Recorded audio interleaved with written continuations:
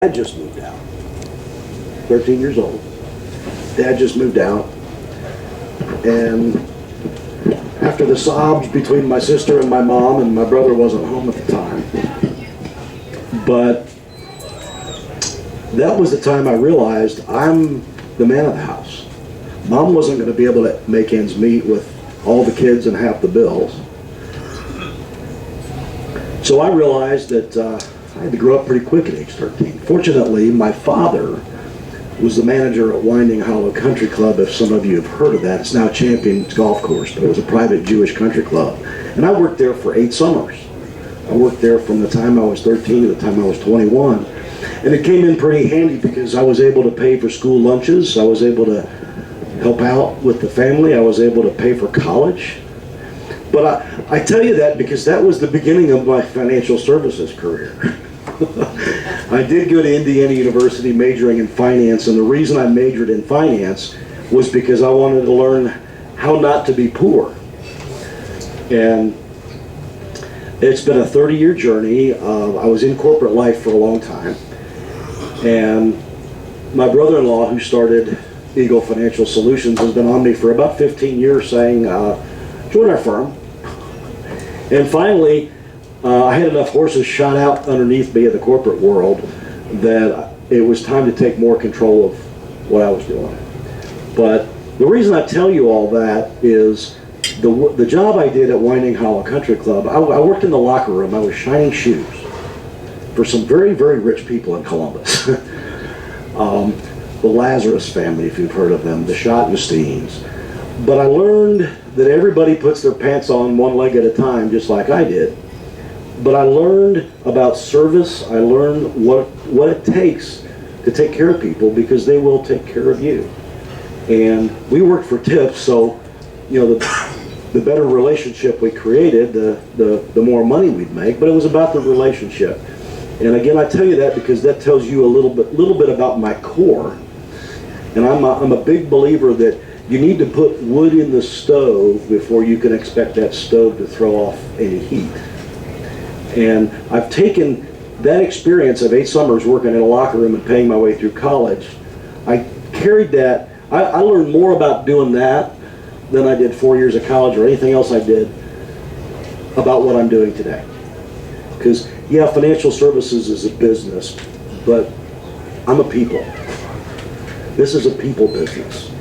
And the better job we can do of addressing people's needs and concerns first and putting them in the center of the equation, the better off it's going to be. So that just gives you a little bit of a glimpse into myself. And Eagle shares the same philosophy. Started about 15 years ago, well, almost 16 now, at Morse Road and Cherry Bottom in the Gahanna area. And we're real close to Easton, so if you've got to plan a shopping trip, stop by. But tonight we're going to talk about retirement. Just curious, has anybody else been to either a retirement seminar dinner or like in a library or community center? Show of hands. Okay. Who's retired in the room already, if you care to disclose that? Okay. Who's about 5 years shy of retirement? Show of hands. Okay. Any longer than 5 years? Okay, we got the right group in here. If you've been to one of these before, this one's going to be a little bit different. My peers in the industry just think a little bit differently than we do, but I guess you'll start to see some of the differences as I go forth tonight. But I wanted to start off by asking, what are some of the things that are different about retirement today than they were maybe for our parents and our grandparents? Seems like it, doesn't it? 55 and out. Not Yeah. 66 or something. Yeah. Probably don't have any inheritance. No inheritance in my line of work, at least not that I know of. But what is different? I'm looking for something specific. You get the gold watch for the day. But yeah, where did they go? What are pensions? What happened to them? It's the paycheck for life, isn't it? And that paycheck for life we really relied on. But things are really different, and there's some things that we have to pay attention to today that our parents and grandparents didn't even have to give thought to because of the way things have changed. And I'm going to start off, first of all, with my ever-famous disclaimer that basically says, if I sound like an attorney or if I sound like a CPA, test that information first, because I'm not a licensed CPA or attorney, but I have to know a lot about that stuff to do what I do. I do play one on TV though. Just kidding. Trying to get my thing to work. There it is. Turns green when it's working. So somebody was thinking positively. Okay. They say you're supposed to test your technology before you get up here. I thought I did. One of you guys might have to step over here, and when I go beep, you can turn the slide. Here's my disclaimer. Somebody from the back, will you read that? I'm just kidding. I'm just kidding. I would love to have somebody, one of those people that read real fast to go through that. You've heard those disclaimers on the radio. But let's talk about retirement today. And if I leave this here, can you see it? If I write on it, can everybody see it, or should I bring it up front? Bring it up front? All right. And then I might move it back out of the way. But our parents and grandparents, their style of planning for retirement really depended on this thing called a three-legged stool. And it was Social Security. It included this thing called pensions or employer-based retirement. And also this thing called personal savings. And this is kind of how it worked. Social Security was one source of guaranteed lifetime income. Many of us are going to be able to share in Social Security, and that's going to be, in some cases today, your only source of guaranteed lifetime income. Pensions. Back with our parents and pensions. What is a pension? A pension is really a paycheck for life, isn't it? You end up with a percentage of your overall earnings and your highest 5 earnings, or however they calculate it. And the paycheck continues for as long as you live. And if you take the spousal benefit, continues for as long as they live, right? How many in the room are lucky enough to still have a pension? Okay, usually state workers or government workers of some sort. And those are even being attacked today because of unfunded in state budgets and things like this. But see, these two, the Social Security and the pension, this would create the paycheck in retirement. Okay. And any personal savings, this is what created what we call the play check. This would determine how many times you went to see the grandkids, how many trips you'd take, how many cruises you'd go on. But this was kind of like extra. Okay, today, why do you think there aren't very many pensions left? Anybody? Boomers. Boomers? Okay. So what about the boomers? Living longer. Okay. We're living 20, 30, even 40 years into retirement. We're living in some cases longer than we were working. And companies just said, we want to get out of the investment business. We don't want to manage money for 30 years for people. So we're gonna change that. And this thing in 1978 came out called the 401k. Ted Benno was the guy who was the founder of the 401k, and he was the father of the 401k. Basically what they said, he said, this was never intended to replace pensions. It was really intended to just be an alternative way for well-to-do people to invest their money, but it was never designed to kill the security of a pension. But you know what? Companies jumped on board and said, we could get out of the investment management business. So what they did is we gradually started to see there's 16 companies out of the Fortune 500 still have a pension. Is that incredible? It used to be 80% of people that retired had a pension. So it's completely turned upside down, and now this leg of the stool is supporting most of us in retirement. That's the difference, okay? So personal savings, how have we done? As a country, we've done terribly, all right? But because you're in this room, you've probably done something, and hopefully you've done pretty well. But the question is how do we manage that personal savings to take care of the older us? And the other question is we might have this pile of money, but we don't have a plan, okay? Do you have a retirement plan, or do you have a drawer full of statements when you retire that says, this is your retirement? How are you going to turn it into income? And the big question, this is a $64 question, how long is it going to last? What's the biggest concern of people who are already retired? What do you think it is? We'll run out of money. Okay? How much do I spend every year? And how long is it going to last?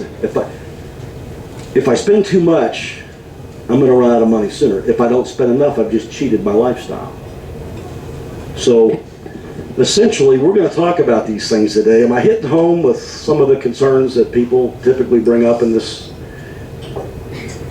topic? So my question is, whether we're talking here tonight over dinner or whether you come to my office, the first thing I'm going to ask is, what's your plan? Or do you just have a drawer full of statements? Well, everybody that comes through our door gets one of these.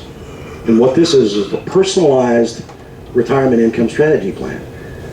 The evangelism that I have about this is I don't charge for it because you need one if you don't have one.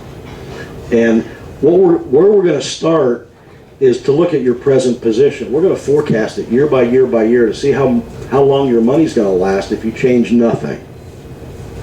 All right? If it lasts to 77, would you want to know that today or at 78? Okay? So that's the first place we start. Everybody gets an income plan when they come see Steve. Now, what is the purpose of the income plan? Well, it really addresses healthcare and estate planning issues. But the real big three things that seem to hit everybody are income. How much income can I have? How much income can I spend? What are the sources? What's the tax impact going to be? Okay? Most of us have put money into what we call qualified plans. A qualified plan would be like a 401k, 403b, IRA, things like that. And we're going to have to manage taxes a little bit better than our parents and grandparents did, and I'll show you why here in a minute. But the other thing is investments. Are you taking the appropriate amount of risk at your age when you retire? And how much of that money can you lose if the market just doesn't go your way, if you're going to rely on income? So these are some things that if you're not thinking about them yet and you're approaching retirement, then you should be. So I'm the angel that gets to bring this into focus for you. Okay. Let's talk about taxes first. I think we're going to unpack this one because this seems to just be on everybody's mind first if they've accumulated anything. So can anybody tell me what the highest tax rate, the highest top tax rate in our country is? Or what? Percentage-wise. What is the highest percentage anybody has ever been taxed at of their total income? Anybody throw a guess out? 28? 38? 94%. Okay? 94%. Back in 1941 to 1945, what was going on back then? World War II, wasn't it? You know what else was going on back then? Ronald Reagan was making movies. Okay? But Ronald Reagan would only make 2 movies a year because that third movie would put him over the $200,000 threshold where he would have to pay, he would make 6 cents on every movie, every dollar he made. So, I mean, isn't that what you would do? Why would you make 3 movies, right? But fast forward to 1986, and there's this thing called tax reform in 1986. Guess who was president? Do you think that had anything to do you see a correlation? He finally got some say-so, and he thought he would make a change. So what happened is, right in here, you can start to see the effect of that. So if we average this out, the average tax rate of our most recent since 1913, since the income tax was put into play, 56% was the highest average top tax rate. Okay, could taxes go up from where they are now? They're like 37% today is the highest tax rate. Could taxes go up? Could they go way up? What if they did that in the middle of your retirement? Would that make a difference to you? It would, wouldn't it? So maybe that's a good reason to do some planning. So, but let me just twist the knife a little bit more with you. Our country's biggest expenses, somebody want to read that who's close up? Number 1 and go through 4. I'm going to point at you if somebody doesn't shout. 1 is Social Security, 2 is Medicare, 3 is Medicaid, and 4 is interest on the national debt. Which one of those do you think's growing the fastest? Number 4. Yeah, that's a trick question, but you're right. You hit it. You hit the nail on the head. So Have you checked it lately? I'll buy you dinner tonight. If I check what lately? The national debt.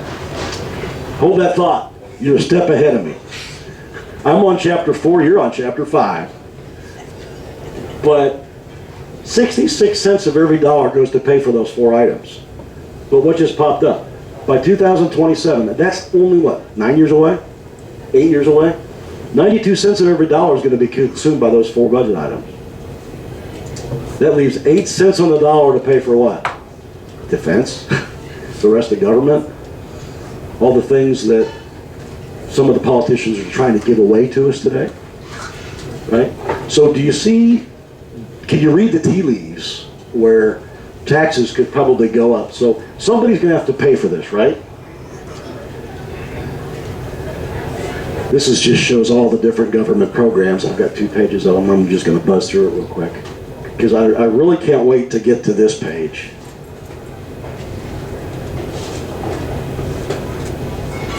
Has anybody ever been to usdebtclock.org? See, I thought you were planting the audience, Gerald, but you were right on time with that one. 23 trillion. That's what, 12 zeros? 1, 2, 3. So 23 trillion and counting. These are the 4 items, plus they've added defense in here. You could even click to, you might want to just write that down, because you can even click to the state debt clocks and see how much debt states are in. Okay? If that's the case, states can't print money, can they? So they're either going to what? Raise taxes or lower benefits, maybe? That's kind of the formula. But all of this is real stuff. This is the stuff that we're floating into as we get close to retirement. So my question to you is, what do you do about it? What can you do about it?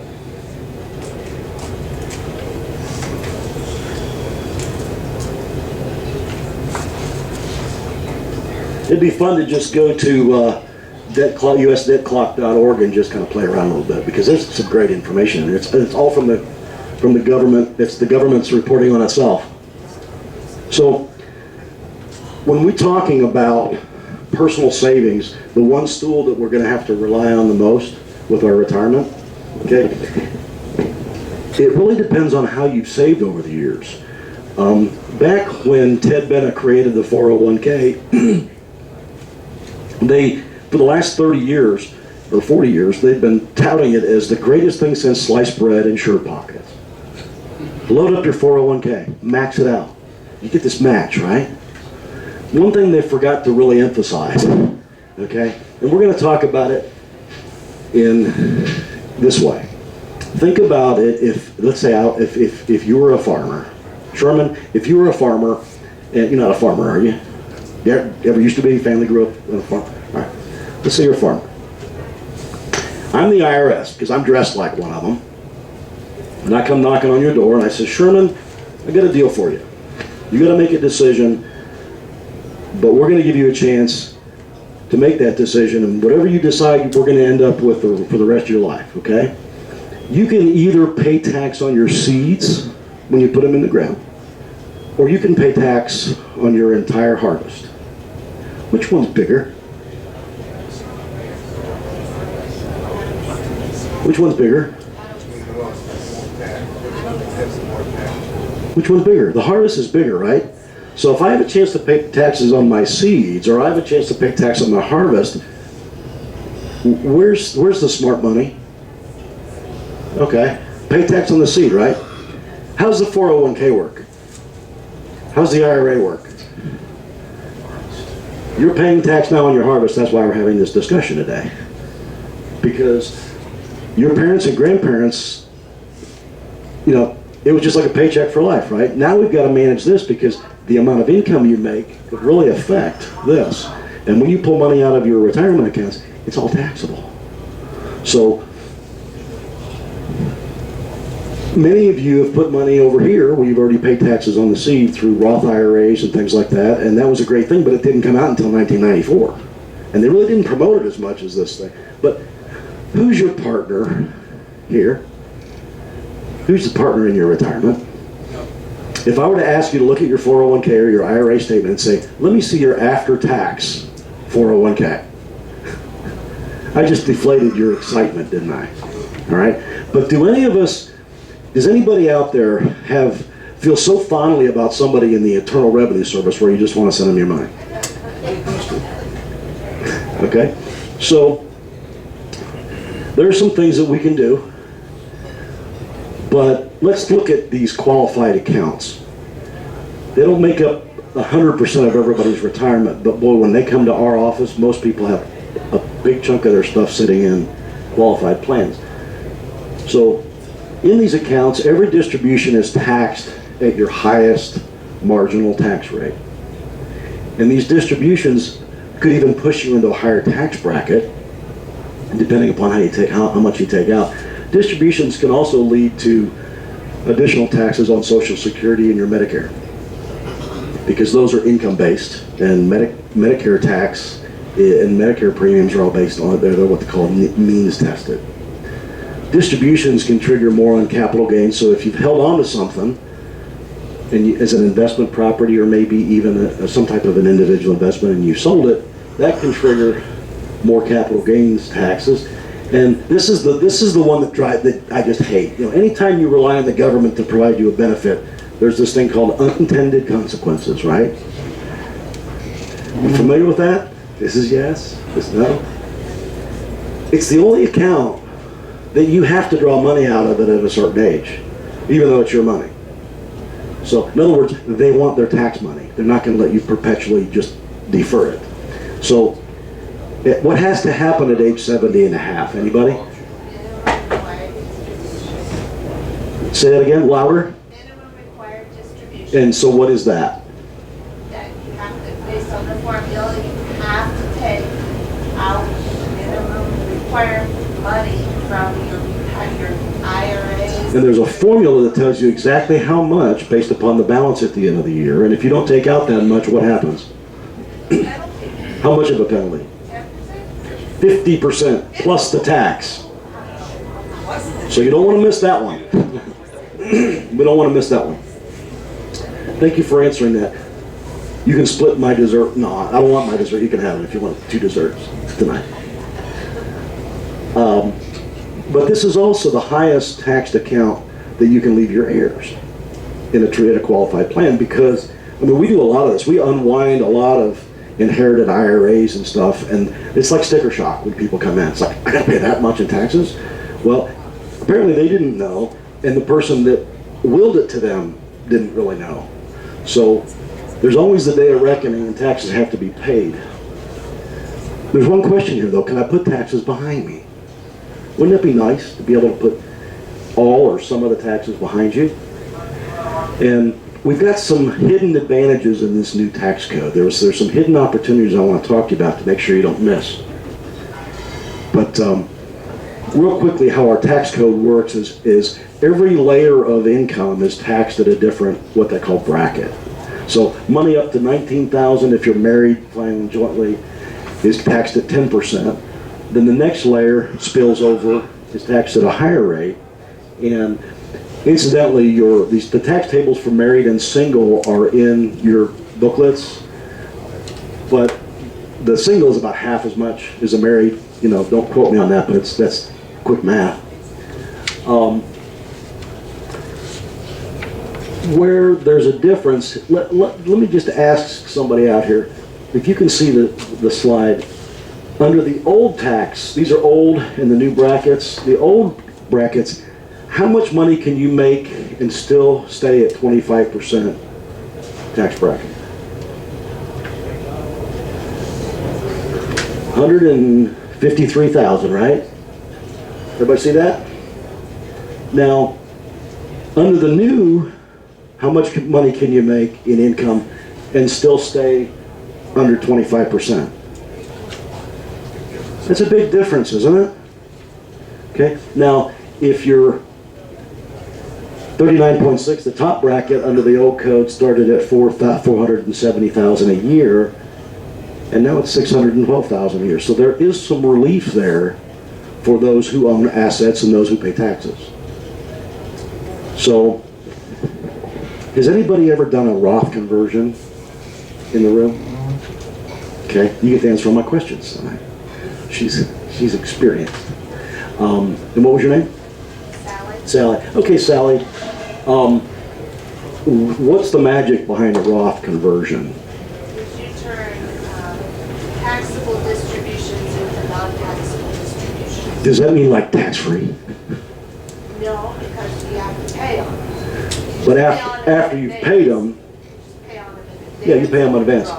So what people are telling me today is, since they've widened this band of middle to upper middle income people up to 321,000, you might be able to take all or some of your IRA 401k money. Since you know what the taxes are today, you don't know what they're going to be tomorrow. You can actually convert those now where you'll never have to pay tax on that money again, and neither will your heirs. Now, you'll have to pay taxes on it at the current rate when you change the status from an IRA to a Roth IRA, but that's called a Roth conversion. And they're real popular today. Sometimes it feels like ripping a Band-Aid off all at once. But again, when it comes to money, Americans don't feel in control of their money because of taxes, because of market loss, because of a lot of different things. We want to put you more in control of your money. And if you can control taxes, at least you know you're going to pay them, but you know today at what rate you're going to pay them if you do this. However, if you don't do it now, you don't know how much they're going to tax you when you start to take the money out. So many people do this as an example. Again, the benefits are they're tax-free distributions. As long as you're 59 and a half, you can take your money and your earnings out tax-free. There's no required minimum distributions. Tax-free inheritance to beneficiaries. You see that? The inherited Roth is tax-free. And this is the big one. This is my favorite. They've made it so hard, they've immunized it against future tax changes, so they made it really, really hard for Congress to change that. But with the Roth IRA, let's say if you started a Roth from the beginning, is that paying tax on the seed or paying tax on the harvest? Paying tax on the seed. Tax-free harvest. Pretty good deal, huh? Didn't sound as good a deal when you were working and accumulating, right? But now that you're retired, you're going to have to pay the taxes. It's a strategy. Here's an example of a married couple, Bob and Sue. Bob and Sue are at 65, married, and in 2017, they were at the top of the 15% tax bracket, and they wanted to convert $200,000 from traditional into a Roth IRA. So by doing it in 2017, they'd have to pay about 28% tax, and that would equal a $56,000 tax bill that year if they did it all at once. Question is can you do it a little at a time? The answer is yes. But you ought to have somebody who knows what they're doing to kind of guide and assist you. Under the 2019 rules, that same situation, they don't have to pay $44,000 worth of tax or 20% savings in the taxes that they would have to pay. Does that make sense? For some it does. For some it doesn't. But one of the nice things about Eagle Financial Solutions and working with me is you get that as part of your relationship, a tax mitigation plan. We look at all the different ways and the hidden opportunities under your unique situation where we can revert some of that money back to you that would normally go back to taxes left unchecked. And one of the things that people tell me that they just love is we show you a projection of your R&Ds if you did nothing else and what taxes you're going to be paying down the road. So how do you save taxes if you don't know what taxes you're going to be paying in your own current situation? So you've got that response form, right? At the end, we're going to have an opportunity for you guys to come in and set up a time and have a one-on-one and talk about your current situation. But if you would take that response form out now, I want you to do something. Sherman, it's that purplish, this one here. Yeah. Mark on there as I go through some of these ideas, some things that really resonate with you that you want to know more about or that you'd like to have a discussion with, because when you come in, it'll kind of give us some direction on where to get started with you. But taxes. The main consideration here is every situation is different.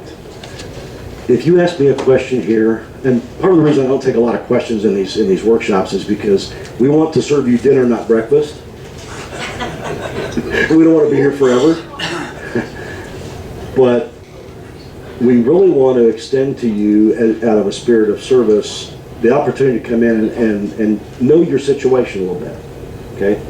And we'll talk more about that at the end, but just remember, a second opinion could make all the difference to you at this stage in your life, because if you're 5 years from 5 to 7 years from retirement, or already retired, even though you're working with maybe a financial advisor of some sort, a second opinion can make all the difference, because you really can't make mistakes right now. There's this thing called the retirement red zone. Anybody ever heard of it? Retirement red zone. What's the red zone in football? Trouble? It's the 20-yard line, inside the 20-yard line. So what that means is more points or more games are won or lost inside the 20-yard line than anywhere else on the field. Your retirement red zone is the 7 to 10 years before and after retirement, where you really can't afford to lose money. Okay? Because you're all going to be based on income. Did you have a quick question? I don't take questions during these, but go ahead. You're talking about federal tax right now. Correct. What about state? Completely different seminar. Okay? Because No. my mom passed the check to the state was a lot. She didn't have to pay federal, but the check to the state was unbelievable. Absolutely. That's why planning is important, and that's why we incorporate all aspects of the plan. Remember I said it's not just based on taxes or income, or it's based on the entire picture. And your CPA might be looking at how to save you money this year, or whoever does your taxes, or your current advisor, financial advisor, might be really looking at accumulation and making you all kinds of great money in the stock market. But nobody's pulling it all together and pulling all these pieces together, sitting down at the table at once and saying, how does this affect you? Okay, that's what we do. That's our strength. So this is just a portion of a comprehensive retirement plan. Have you ever been driving down the road and all of a sudden you see that on your dashboard? What is that? Somebody? Check engine light, right? When that comes on, what do? Or what are you supposed to do? What are you supposed to pull over and stop, right? Get it checked out? What do you do? I've got a story about this. This is about, I don't know, a month ago. This happened to me. I'm driving down the road, except this happened about 30 days earlier. Driving down the road, my check engine light goes on. I'm like, I know what that is. It's like a sensor to an oil pump that's, not going to mess up the car. So I let it go for a month, right? So I get up off of my desk to go to lunch, put my key in my car, turn the car on, and it's shaking like an earthquake. It is. I mean, it was like, I didn't know what was going on. I thought, well, I should have had the check engine light checked out. So immediately I drove 1 mile over to Firestone from our office. Fortunately, they were able to get me right in, and I waited for that phone call, you know, about 2 hours later. And the longer it took to come, the higher I knew that bill was going to be. Came back about $3,000. Yeah. And I said, let me just ask you a question. I said, this check engine light came on like a month ago. I said, what would I have saved if I had paid attention to it 30 days ago? They said, we really don't know. But if you'd have driven it another 5 miles, you'd be buying a new engine. So I thought to myself, wisdom. I got a PhD in that now. What did happen? I'm curious. Come in for the consultation, I'll tell you all about it. Okay? But anyway, your retirement plan, if you're close to retirement, your retirement plan is trying to tell you something. Your check engine light is on. Especially if you're getting closer and closer to retirement. And don't count this out if you're already retired as well. Because there's some things that you should probably get checked out. Because the number one mistake we see when it comes to retirement planning, I'll get out of your way, how's that sound? Is the lack of understanding that investing during the accumulation phase is so much different than investing for distribution and when you're starting to use the money. And I'm a specialist when it comes to distribution planning. That's why my crusade is to get everybody an income. This is a mountain. Does anybody know which mountain this is? This is Mount Everest. Last night we had one of these and somebody said Matterhorn. Well, I didn't know if Matterhorn was part of Mount Everest or not, so I just played along. But this is Mount Everest from one angle, right? And the reason I show this is because let's say you and I were going to go climb Mount Everest. So we go to Tibet and we find out we got to pay $25,000 just for a permit to start to climb the mountain. And then we also can't do it by ourselves. We need a mountain guide. You know what they call them over there? Sherpas. The Sherpas. So what's a Sherpa do? Charge you more, And they do. And why do you need a Sherpa? because they know the right. They know every square inch of Mount Everest. Okay? So let's say we get a mountain, we pay our fee and we get a Sherpa. What's our goal? Trick question. Our goal is to get to the top and then get back down home safely so we can tell people that, hey, I climbed Mount Everest. So retirement's no different. Where 90% of financial advisors focus on is the accumulation phase of retirement. Am I ringing a bell there? It's buy and hold, stay invested in good times and bad. It's gonna come back, and that's perfect, right? As long as you're not taking any money out, right? But your check engine light goes on about right there. Because the strategy that got you to retirement may not be the best strategy that gets you through retirement, because now you need to start using that money as income. So, quite frankly, let's take a look at history for a little bit. I'm not a guru. I don't have visions into the future, but I want to ask you a question. As you're getting close to retirement or are retired,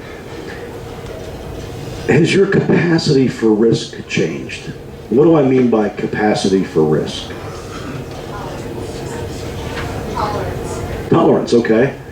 But that's kind of an industry word, right? But what's the capacity for risk? In other words, how much can you afford to lose? What is risk of ruin if the market didn't turn your way? This is income. This is personal savings we're talking about here, right? So let's take a look and say, okay, I'm the guy that retired in 2000, the beginning of 2000. What happened to my money? So I was looking for a job after I just told my HR department I'm filing for my retirement. Do you think the job paid more or less? Okay. So now I lost half of my nest egg And that's okay because it came back, right? But not the part I took out to live on. That didn't come back. So it came back again, and then what happened again in 2007, 2008? Did anybody in the room get whacked? How'd that feel? Okay, but you probably weren't retired then, were you? It grew back. Okay, now since 2009, we've been on a pretty good run, haven't we? Okay, how do you feel about that? Pretty good? Now that you're getting close to retirement, how do you feel that? How do you feel about that? Is it going to keep going like that? I don't know. The Federal Reserve has done so much manipulation on interest rates and stuff to keep things flying, and interest rates are almost down to zero. I don't know what more they can do, but I'm not a guru. I'm not on the top of the mountain. I don't know what's going to happen, but my question to you is, if this was a casino, how much money would you leave in the casino right now? All of it? Some of it? So the question is how do we take money and turn it into income, but let it grow for the future? And I'm going to tell you about a client that I had. She came to me. She was sitting about right where you are, Sherman, at one of my workshops, and I could tell she was just emanating frustration. So finally, she came in, filled out her form. We set up an appointment. She came in. Her name was Lori. I won't tell you her last name. But come to find out, she had almost $2 million invested in the market. Her husband was an attorney, and he passed away, and she inherited this. And before you know it, she had the same advisor that her husband had, and she's like, he's not listening to me. She says, when the market turned last year, I lost $300,000. She says, and when the market came back, it didn't come back as fast for me. She says, I'm still underwater, even though the market came back. So she says, he's not listening to me. I says, well, what do you want? She told me, she said, I don't want to lose money. And she says, and I don't know how much income I can spend, how long I'm going to live, and I'm living on $60,000 a year because I don't know how much of this thing I can spend. I don't want to run out of money. And I said, well, how much have you been paying your Merrill Lynch advisor? And she says, I don't know. I says, would you like to? So we did a portfolio stress test and analysis for her. Again, part of my evangelism. I'm not going to charge her for it. But this portfolio analysis, we looked at the fees that she's paying. We looked at how she was allocated. She was allocated 60-40, 60% stocks, 40% bonds, as many of you are in the room. Okay, a balanced portfolio, and she still lost $300,000. Okay, so the other thing is most of you have no idea the fees that you're paying in your investment account. Okay, yeah, you see a little bit on a statement, and it's expressed in terms of either monthly or quarterly, but you don't see the real amount. And there are also other fees that you're paying, access to the mutual funds and stuff that you're investing in. Your average, I'd be surprised if you're not at least paying 1.5% to 2% on your money. 12B1 fees inside the prospectus that nobody reads and all that stuff, and it comes out of your returns. Okay? We analyze that. Did you know, we asked you, and I asked Laura, did you know that you were paying your advisor $25,000 a year? What are you getting for it? She says, I'm getting somebody who doesn't listen to me. I says, oh, okay. How would you like to not pay $25,000 a year and get somebody to listen to you and get your money to work the way you want to? She says, I'm in. Okay? That's how simple it is. But you don't know what you don't know. And that's what we do. That's why I encourage you not only a second opinion, but you might see a whole lot of value here at the same time. Let's talk about how money behaves now during the accumulation phase as opposed to the distribution phase. Okay? In your packets, pull out this form.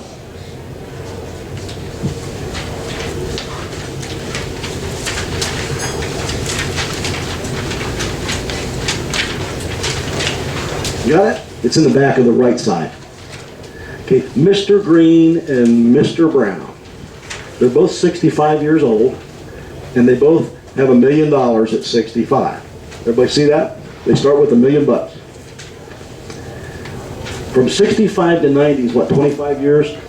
They're going to average 6% on their portfolio. So if you had a portfolio from 2000 to 2018, you averaged about 4.2% before fees and stuff. So we're going to give them the benefit of that. We're going to say they're averaging 6%. Okay? These returns are identical. But what's different about them?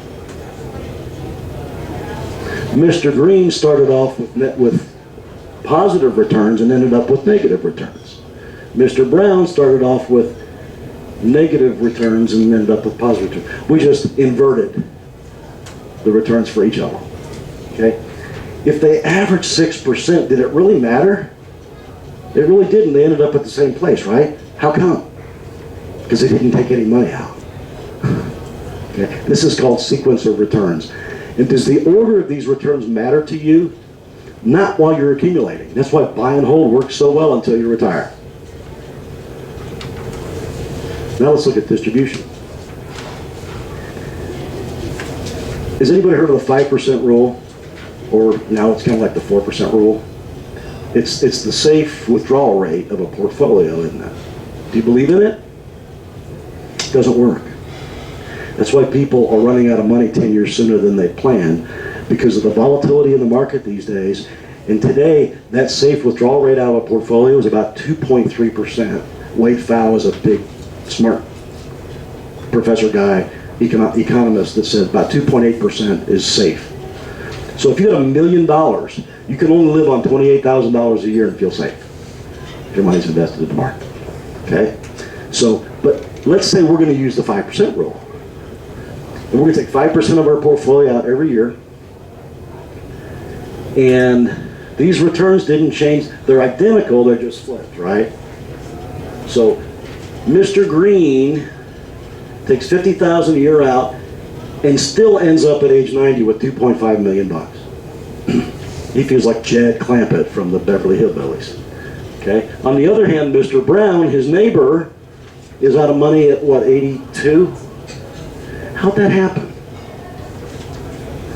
Do you control the order and the sequence of the way these returns pop out of Wall Street? Or what interest rates do? You don't, do you?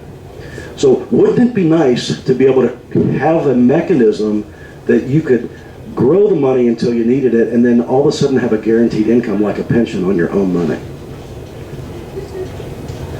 Now, lastly,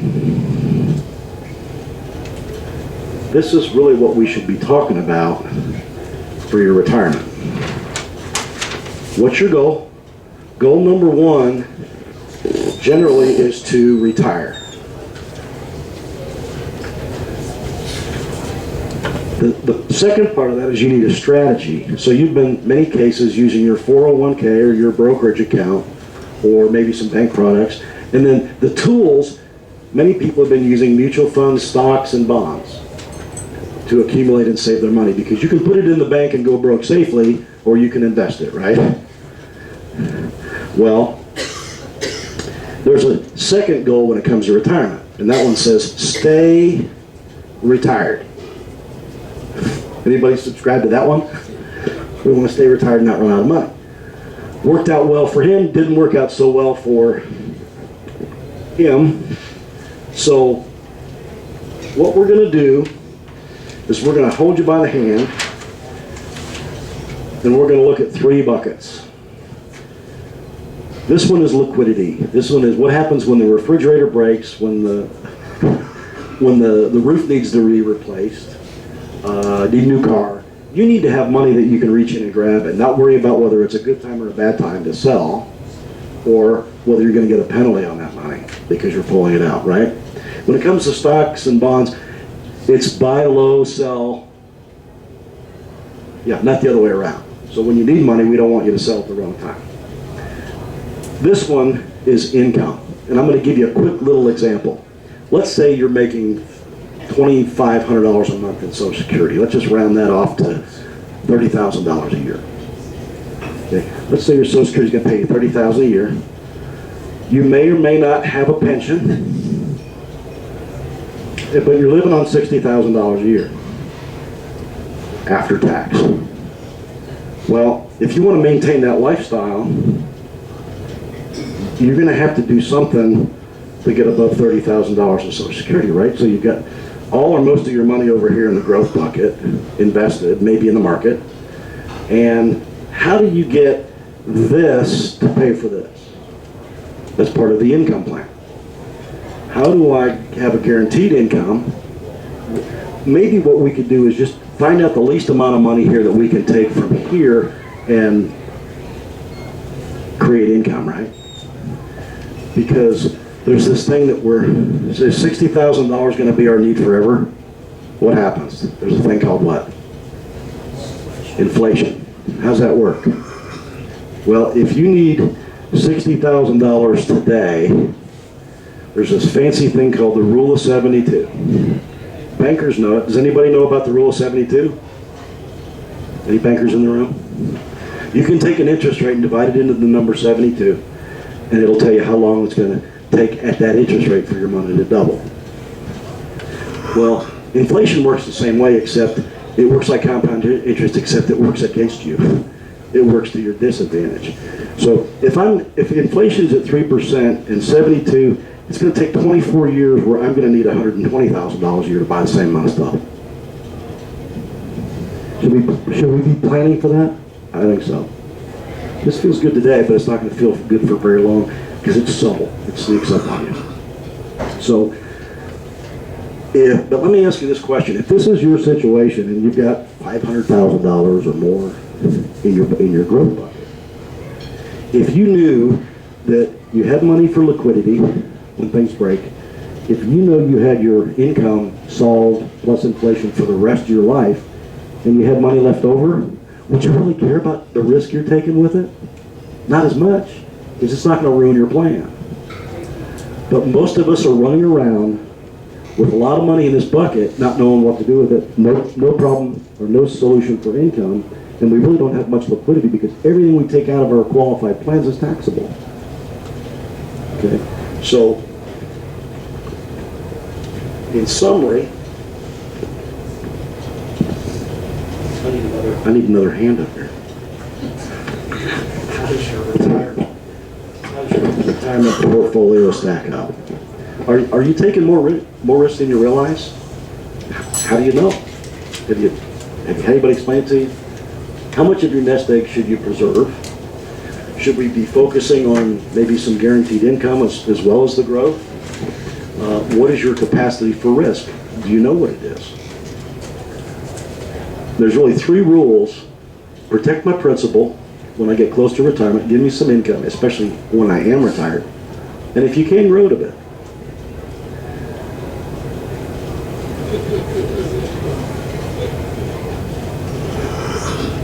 Somebody read that.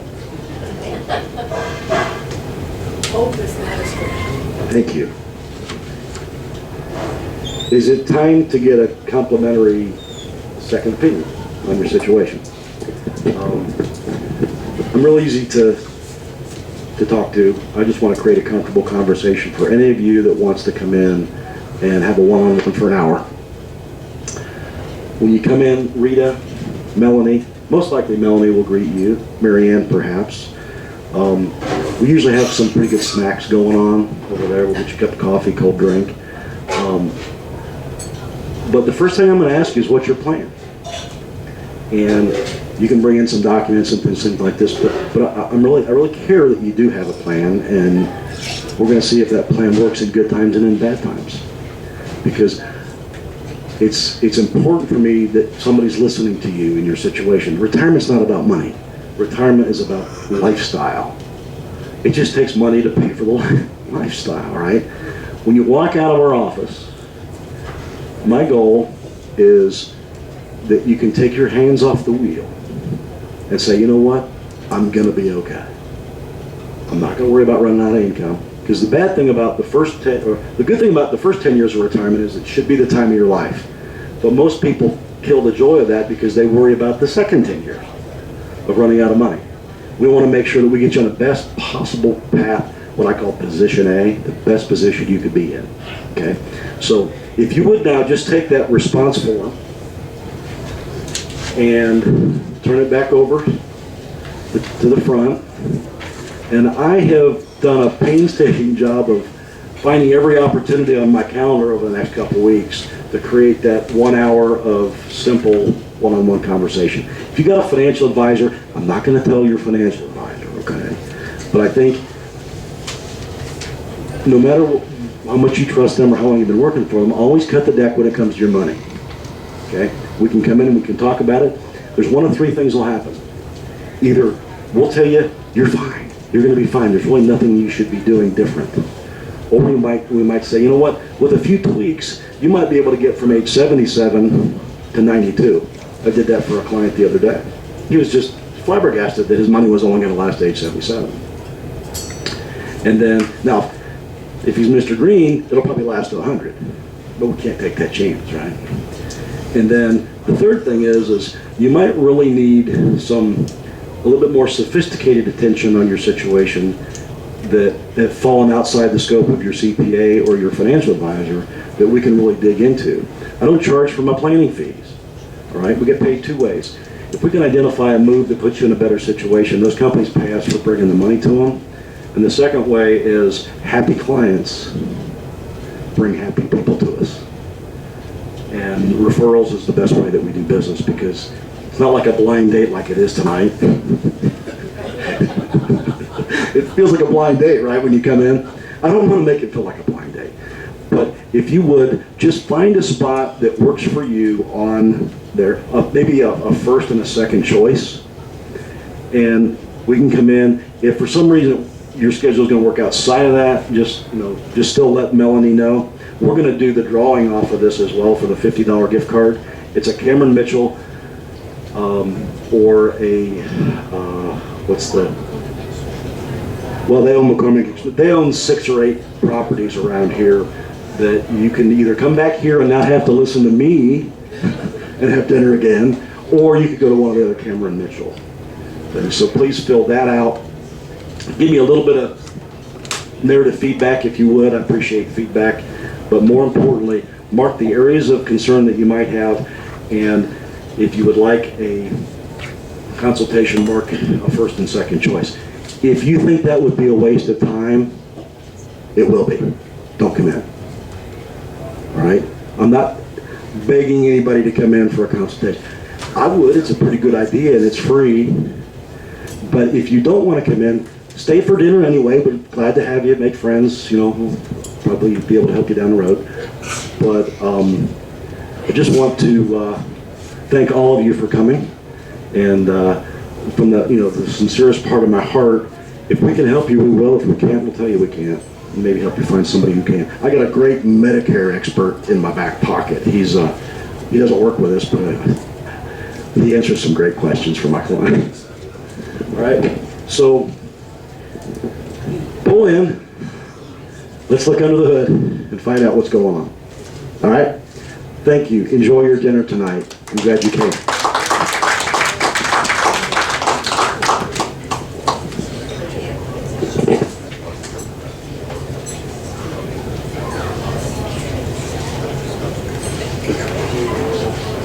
Once you guys are done filling out your purple sheet for the consultation, please just flip it over on the table. So Ms. Rita and I know that you're ready for us to come around and give you our tickets. And I think they'll try to do the drawing before the main course comes out. That's for the drawing.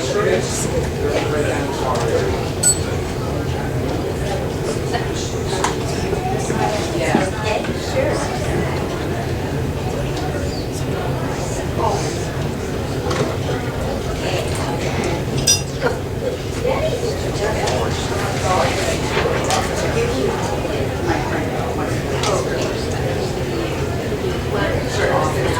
We are at Horse and Cherry Bottom, so a little ways down from, yeah. Yep, it's right there in the corner. Yeah, I'm Oh, okay, so you know exactly where we're at. That's awesome. No, he know the thing.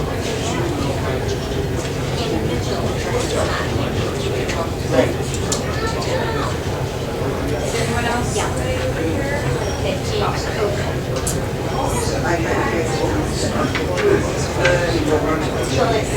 Well, that's something. follow up in January? Perfect. Okay.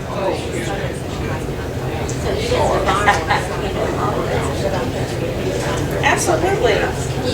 Oh, that's awesome. Yeah, I would be happy to reach out to you in January.